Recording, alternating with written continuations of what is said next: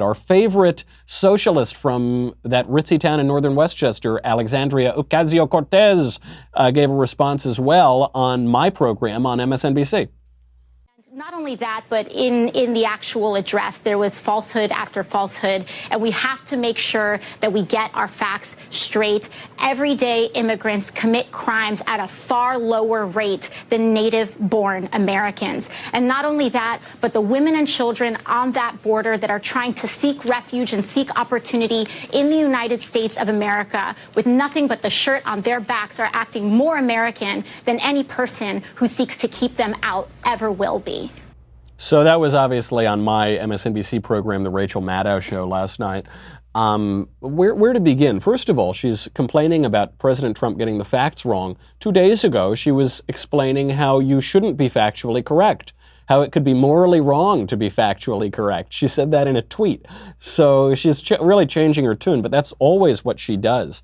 The first observation, Nancy Pelosi has a really tough case here on her hands because Alexandria Ocasio-Cortez thinks that she's the Speaker of the House, and for all intents and purposes, she is. She is right now a leading national Democrat. She's the brightest star of the incoming Democrat congressman, and she's causing real headaches for Nancy Pelosi.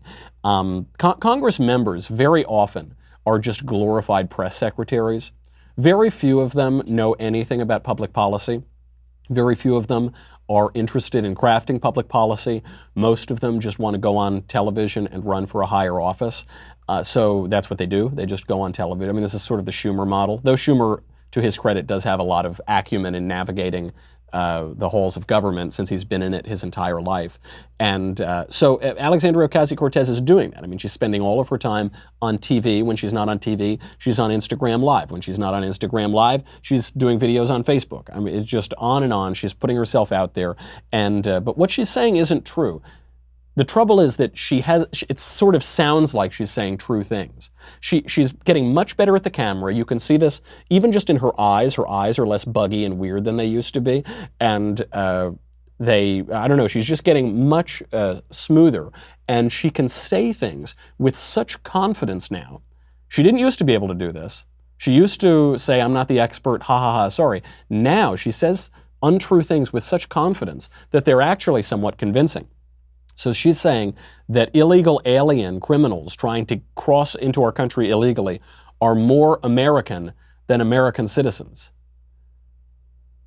What does that even mean? That doesn't mean, the semantic value of that sentence is blah, blah, blah, blah, blah, blah, blah. Blah, blah, blah, blah, blah, blah. But because she's saying it with such confidence, it sounds like it means something.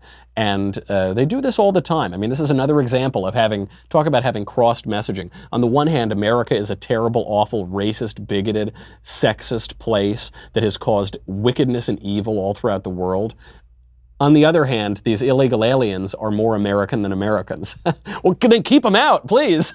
Don't let them in. They sound like terrible people. But of course, they're just trying to say both things. They will just speak out of both sides of their mouth. Whatever is most convenient, they will say. American can be the worst adjective in the world. It can connote the most evil that you can imagine, or it can be the most wonderful thing. But whatever is most convenient.